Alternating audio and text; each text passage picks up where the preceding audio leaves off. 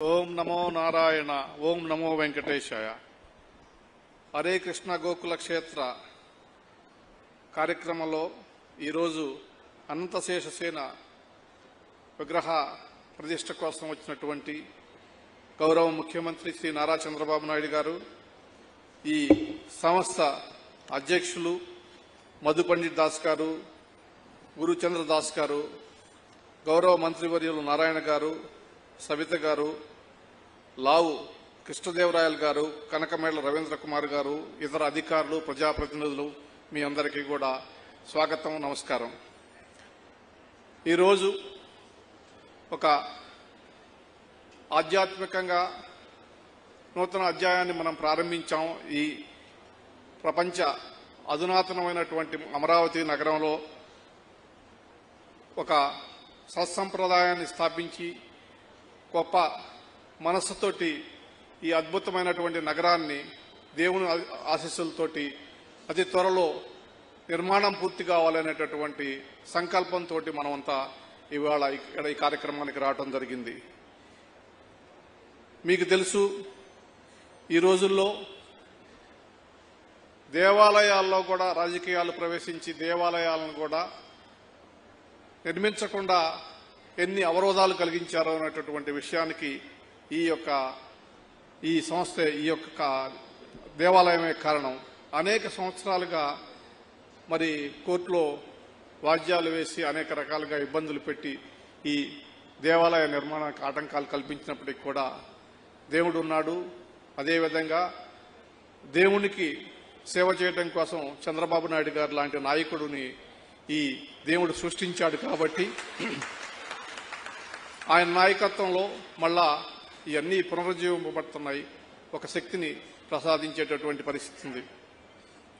దేవాలయాలు సామాజిక బాధ్యతను నిర్వహిస్తూ సమాజంలో కేవలం ఆధ్యాత్మికతే కాదు, సంస్కరణ, మార్పు రావాలా, అదేవిధంగా మానసిక ప్రశాంతతని ప్రజలకు కలగజేయాలా, ఒక ఆధ్యాత్మిక ధోరణితోనే కాకుండా ఇతరగా సంస్కృతి, సాంప్రదాయం, చరిత్ర, భాష, ఆచార వ్యవహారాలు లాంటి అనేకమైనటువంటి మరుగున పడుతున్నటువంటి విషయాలని ప్రజలకు మళ్ళా చెప్పేటందుకు కోసం ఇవాళ ఆలయాలు మార్పు చెందుతున్నాయి.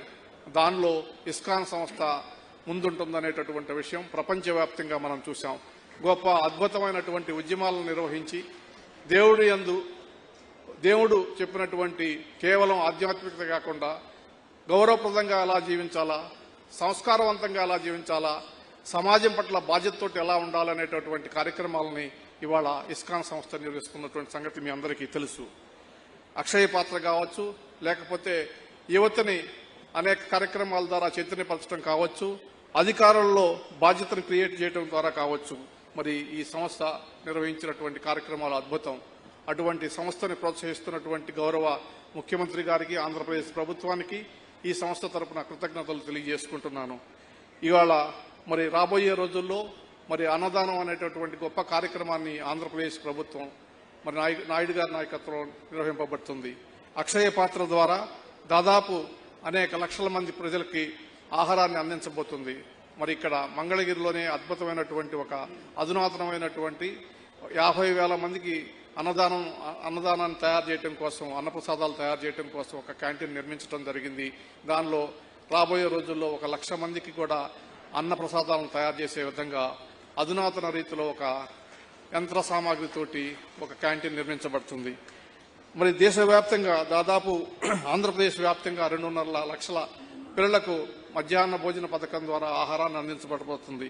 ఇటువంటి గొప్ప కార్యక్రమాలను చేపట్టి సామాజిక బాధ్యతతోటి మరి ఈ రోజున ఆహారం లభించక, లేకపోతే వివిధ కారణాలతోటి ప్రజలు ఏ రకంగా ఇబ్బంది పడుతున్నటువంటి పరిస్థితులతో మీరు చూశారు. ఆ పరిస్థితి నుంచి వాళ్ళు బయటపడటానికి ఏ ప్రజలు కూడా ఎవడు కూడా ఆకలితోటి, అర్ధాకలితోటి కానీ ఆకలితోటి కానీ అలమటించకూడదు అనేటటువంటి ఒక అద్భుతమైనటువంటి సందేశంతో ఈ సంస్థ పనిచేస్తుంది. ఆ సంస్థకు సహకరించి ఈ సంస్థ అనేక రకాలుగా మద్దతు ఇస్తున్నటువంటి గొప్ప నాయకులు చంద్రబాబు నాయుడు గారికి మరొకసారి కృతజ్ఞతలు తెలియజేసుకుంటూ ఈ సంస్థ ఇంకా అభివృద్ధి చెందాలని మీరందరికీ కూడా ప్రత్యేకించి దేశవ్యాప్తంగా ప్రపంచవ్యాప్తంగా ఉన్నటువంటి తెలుగు ప్రజల యొక్క ఆశాజ్యోతి అయినటువంటి చంద్రబాబు నాయుడు గారికి వెంకటేశ్వర స్వామి, లక్ష్మీ నరసింహస్వామి, శ్రీకృష్ణ భగవాన్ ఆశీస్సులు అందజేయాలని చెప్పి కోరుకుంటూ సెలవు.